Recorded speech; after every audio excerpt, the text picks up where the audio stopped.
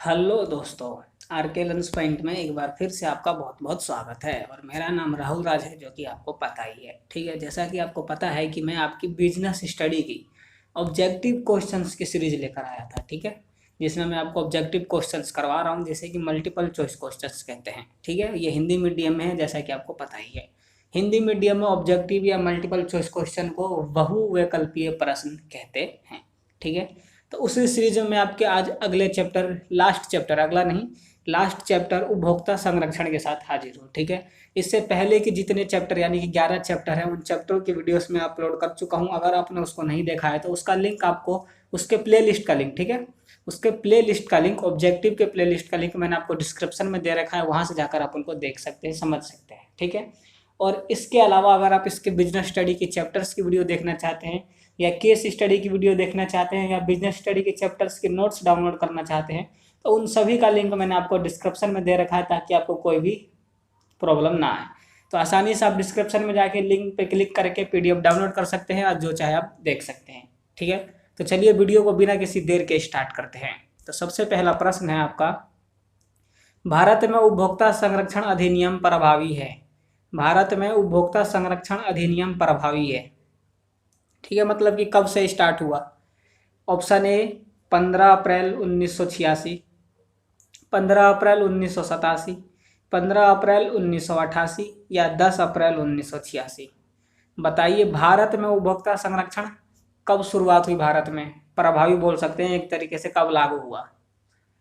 बताइए, जल्दी बता दीजिए, कब हुआ था? 15 अप्रैल 1987 से। कब हुआ था याद रखिएगा। भारत में उपभोक्ता संरक्षण अधिनियम की स्थापना 15 अप्रैल 1987 से हुई थी, जिसे कि यहाँ पर प्रभावी वर्ड से दे रखा है।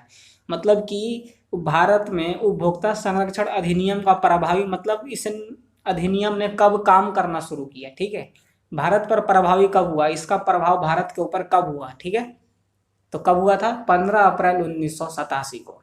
ठीक है, अगला प्रश्न, उपभोक्ता संरक्षण अधिनियम के अंतर्गत उपभोक्ता के अधिकार हैं।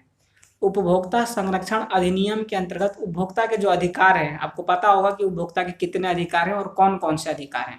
अगर आपने चैप्टर अच्छी तरीके से पढ़ा है, 12वां चैप्टर उपभोक्ता संरक्षण, तो आपको मैं आशा करता हूँ कि बहुत ही आसानी से पता होगा कि कितने अधिकार हैं। ठीक है, तो ऑप्शन ए है 6, 7, 8 या 9। बताइए, उपभोक्ता संरक्षण में उपभोक्ता के कितने अधिकार दिए गए हैं?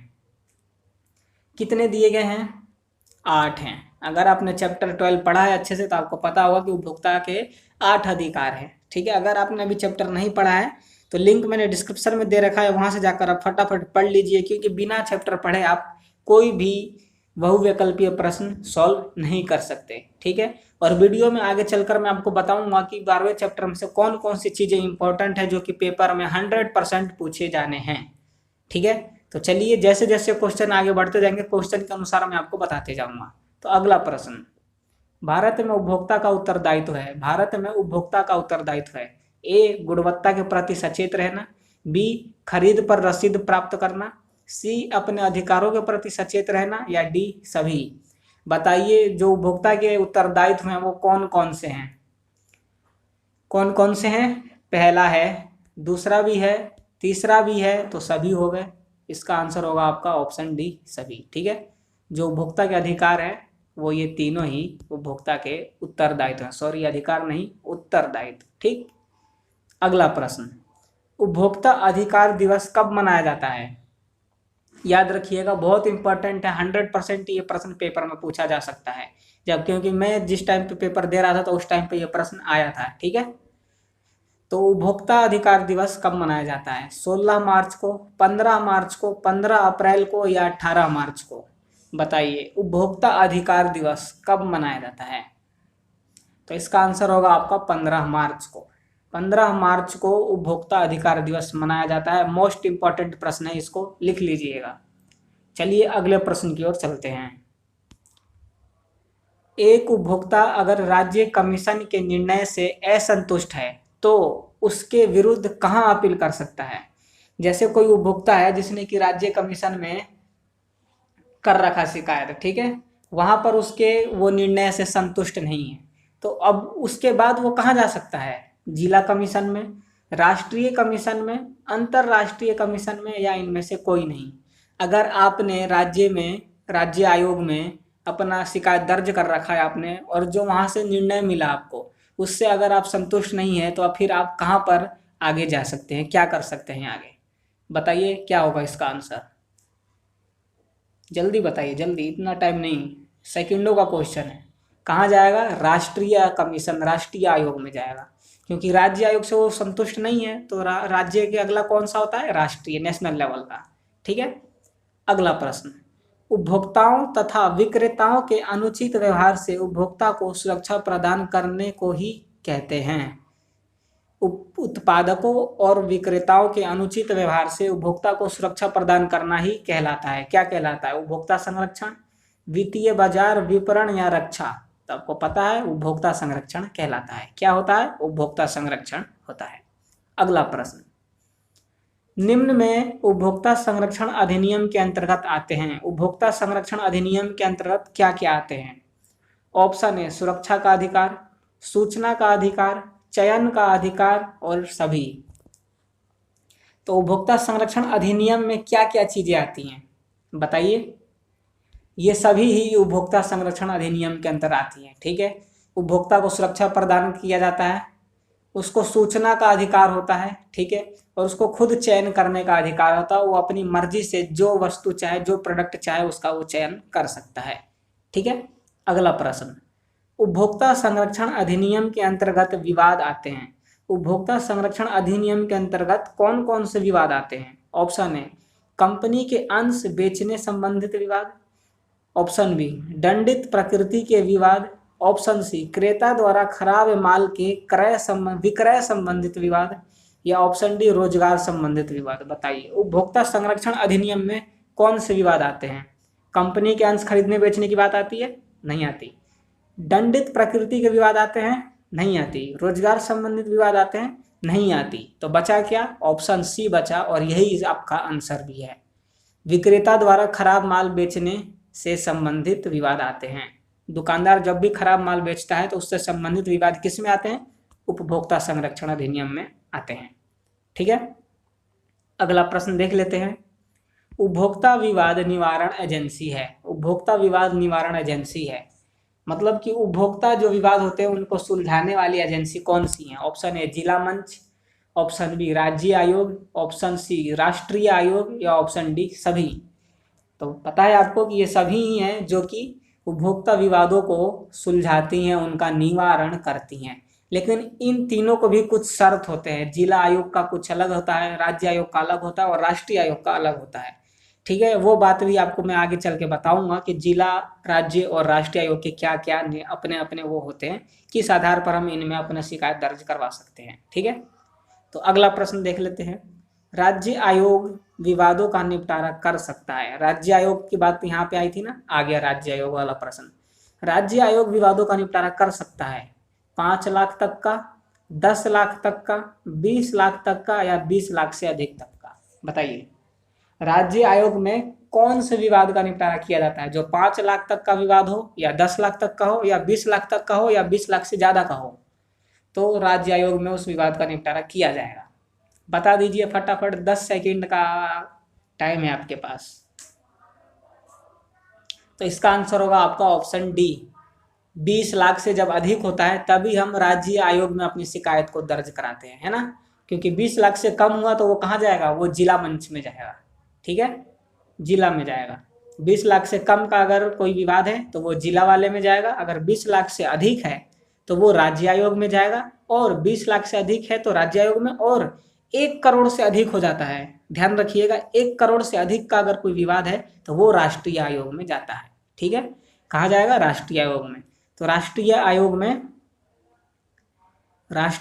में कितना? 1 करोड़। राज्य आयोग में कितना? 20 लाख। ठीक है, 20 लाख से ज़्यादा।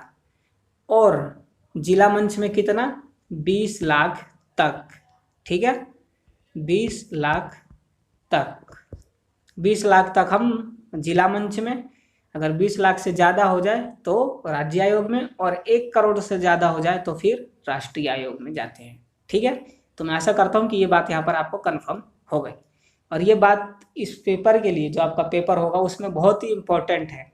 जो त्रिस्तरीय न्यायिक तंत्र है, मतलब कि जिला मंच, ठीक है, जिला मंच, राज्य आयोग और राष्ट्रीय आयोग हैं, जो इन तीनों के बारे में आपको पढ़ लेना बहुत ही आवश्यक है, क्योंकि पेपर में 100% इनमें से प्रश्न पूछे जाने हैं। जैसे कि यहाँ पर ये पूछा गया है, राज्य आयोग का विवाद कितने तक का होता है। जैसे कि यहाँ पर था ऑप्शन आपका 20 लाख तक का राज्य आयोग का विवाद होता है, ठीक है।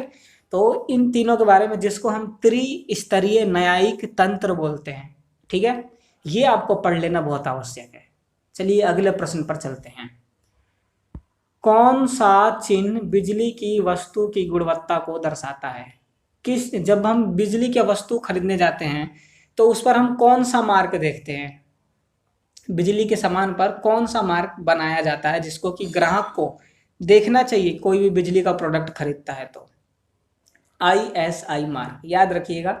बिजली का प्रोडक्ट आप जब भी खरीदने जाएं तो उस पर ISI मार्क जरूर देखें, क्योंकि ISI मार्क की जो बिजली के वस्तु होते हैं उनकी गुणवत्ता उच्च स्तर की होती है, ठीक है। अगला प्रश्न, निम्न में से कौन सा मार्क सोने की गुणवत्ता दर्शाता है? सोने की, गोल्ड, कौन सा है? Hall mark, cop mark, food mark या कोई नहीं? तो सोने के लिए हम हॉल मार्क का प्रयोग करते हैं। किसका करते हैं? हॉल मार्क देखते हैं, ठीक है। ये पेपर में भी पूछा जाता है और ये इंपॉर्टेंट भी है पेपर के लिए कि कौन सी वस्तु पर हम कौन से मार्क को देखकर खरीदते हैं।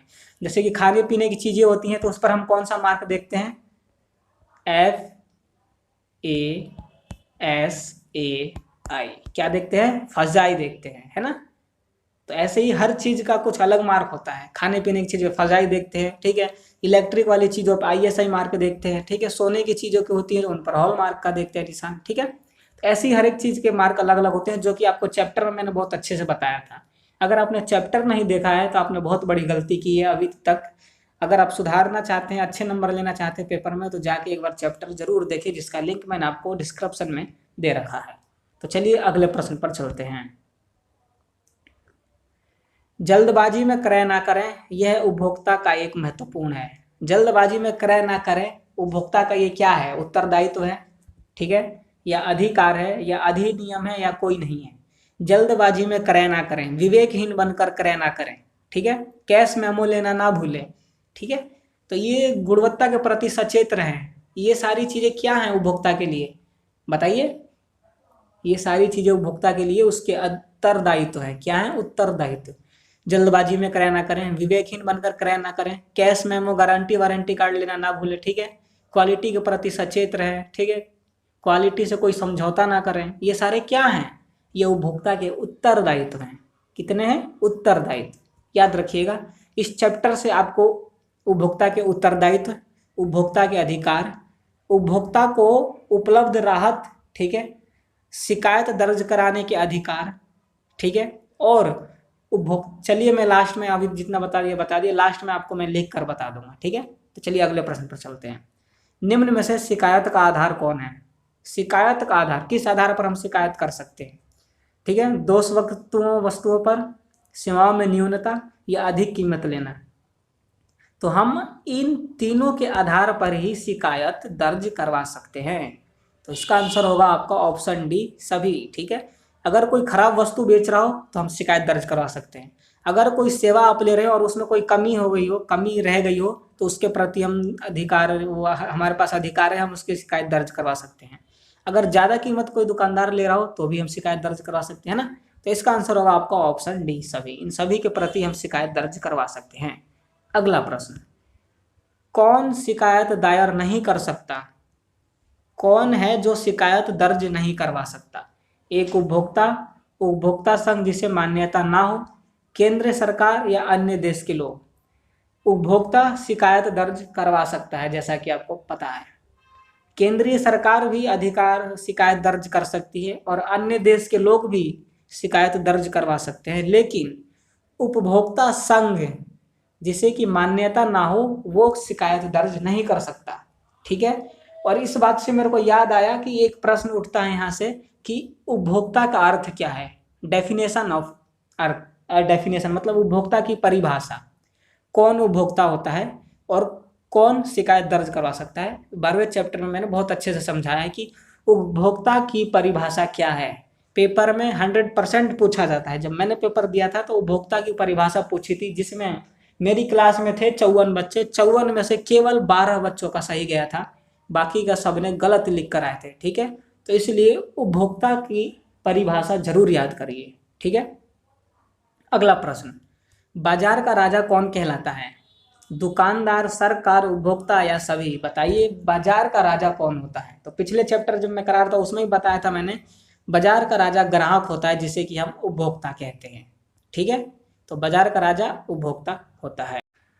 तो चलिए अब अगला प्रश्न देखते हैं। जिला स्तर पर शिकायत दर्ज करा सकते हैं। जिला स्तर पर शिकायत दर्ज करा सकते हैं जिला फोरम में, राज्य आयोग में, राष्ट्रीय आयोग में या किसी में नहीं। तो जिला स्तर पर जब आपको शिकायत दर्ज कराना हो तो आप जिला फोरम में दर्ज कराएंगे। किस में कराएंगे? जिला फोरम में। इसीलिए मैं कह रहा हूं आपको कि त्रिस्तरीय न्यायिक तंत्र बहुत आवश्यक है, आपको इसको पढ़ लेना है, क्योंकि इसमें से प्रश्न बनेगा और अभी तक आपने देख लिए 3 प्रश्न आ गए हैं इसके बारे में, है ना? तो जरूर पढ़िएगा। अगला प्रश्न भी इसी के ऊपर है।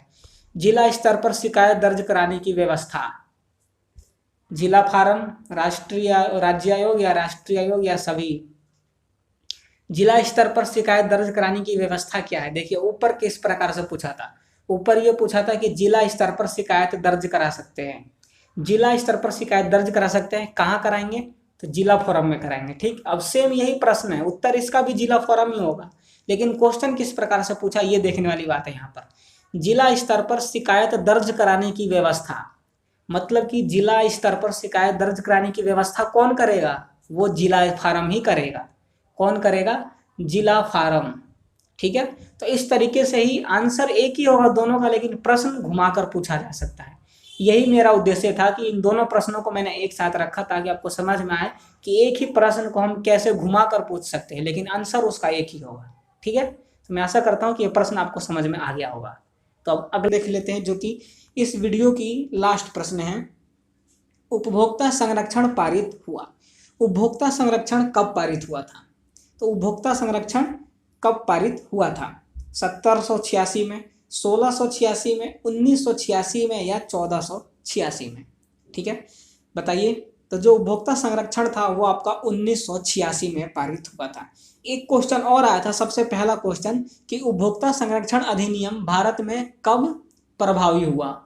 उसका मतलब भी सेम था। ठीक है, लेकिन मैं डिफरेंस क्या है इन दोनों में अभी आपको बता दूं कि जो उपभोक्ता संरक्षण अधिनियम था वो भारत में पारित तो 1986 में हुआ था। ठीक है, जो उपभोक्ता संरक्षण अधिनियम था वो 1986 में संसद द्वारा पारित किया गया था। ठीक है, लेकिन पूरे भारत में वो कब लागू किया गया था? वो पूरे भारत में आपका 1987 में लागू किया गया था। ठीक है, 1986 में पारित हुआ था, संसद ने इसको पारित किया था, लेकिन पूरे भारत में 1987 में लागू हुआ था। ठीक है, इसलिए वहां पर और यहाँ पर दोनों में कंफ्यूज ना हो कि वहां पर मैंने 1987 बताया था और यहाँ पर 1986 बता रहा हूँ।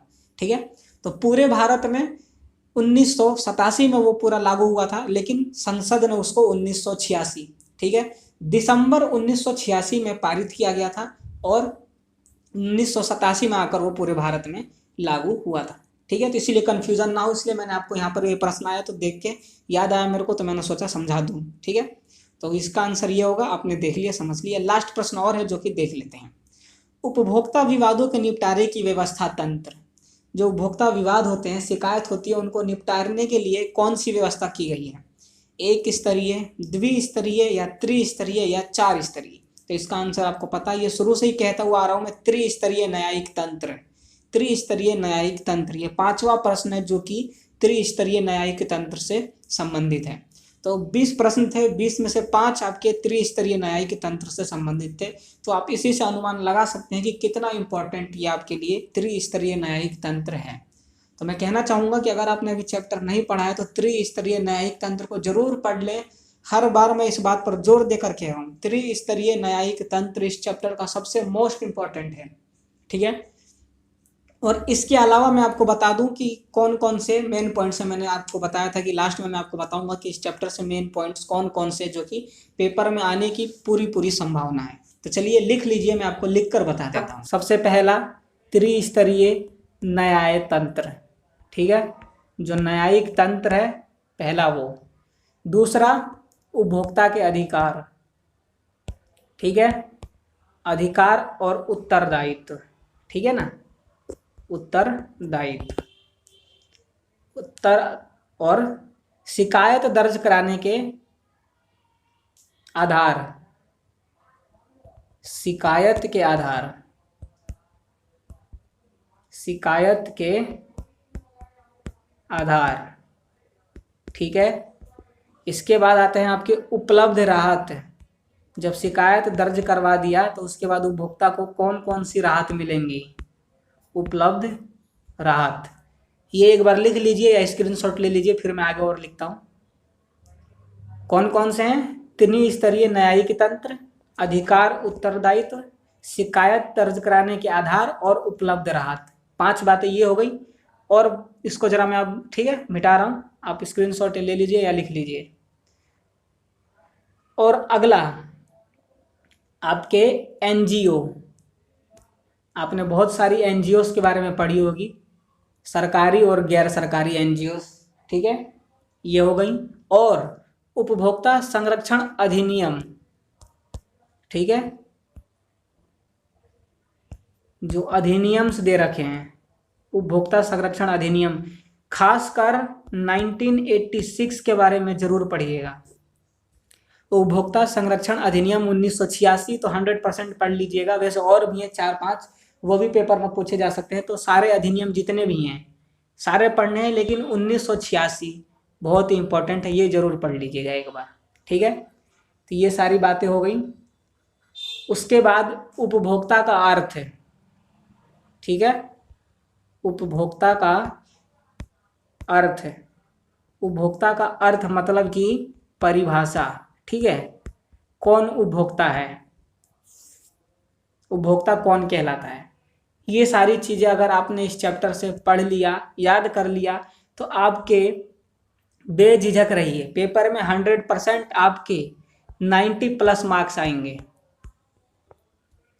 कोई भी दिक्कत नहीं होएगी, ठीक है। इसलिए जो बातें मैंने आपको बताई उनको ध्यान रखिएगा। और अगर आप तक अभी तक आपने नहीं पढ़ा है तो उनको ज़रूर पढ़ लीजिएगा। तो ये वीडियो यहीं पर समाप्त होती है। मैं आशा करता हूँ कि जो बातें मैंने आपको बताई है वो आपके लिए हेल्पफुल हुई होंगी और इस वीडियो से आपको कुछ नया सीखने को मिला होगा। तो आज की वीडियो में बस इतना ही, ठीक है। अगर आप हमारे चैनल से जुड़े रहना चाहते हैं तो चैनल सब्सक्राइब कर लीजिएगा, बेल आइकन प्रेस कर लीजिएगा ताकि नोटिफिकेशन आपसे मिस ना हो। कमेंट करके बताइएगा अगर कोई आपको प्रॉब्लम आती है तो, ठीक है। अपने दोस्तों के साथ शेयर कीजिएगा और वीडियो अच्छी लगी हो तो लाइक करना ना भूलिएगा, ठीक है। अगर आपने इससे पहले की वीडियोस नहीं देखी है तो शुरू में ही बता चुका हूँ मैं कि सभी का लिंक मैंने डिस्क्रिप्शन में दे दिया है, वहाँ से जाकर आप देख सकते हैं। तो और ये आपकी जो ऑब्जेक्टिव की सीरीज़ थी उस सीरीज़ का आज ये लास्ट वीडियो था, तो ये सीरीज़ आपकी यहीं पर समाप्त होती है। अगर आप और कोई वीडियो देखना चाहते हैं या किसी अलग टॉपिक पर वीडियो बनवाना चाहते हैं, आप जानना चाहते हैं, जैसे कि केस स्टडी पे आपने बोला वीडियो बनाने को तो मैंने केस स्टडी पे बनाया, उसके बाद आपने ऑब्जेक्टिव्स पर बोला तो मैंने ऑब्जेक्टिव्स की बनाई। अब इसके बाद आप क्या पढ़ना चाहते हैं आगे वो कमेंट जरूर कीजिएगा, मुझे बताइएगा ताकि मैं आपके लिए उस वीडियो को उपलब्ध करा सकूं, ठीक है। तो मैं आपके कमेंट का ज़रूर इंतज़ार करूँगा, आप ज़रूर कमेंट करके बताइएगा कि अब आगे क्या पढ़ना चाहते हैं आप, ठीक है। तो आज की वीडियो में बस इतना ही। बहुत जल्द मैं आपकी फरमाइश अनुसार अगली वीडियो के साथ आगे हाजिर होऊंगा। तब तक के लिए गुड बाय, जय हिंद, जय भारत।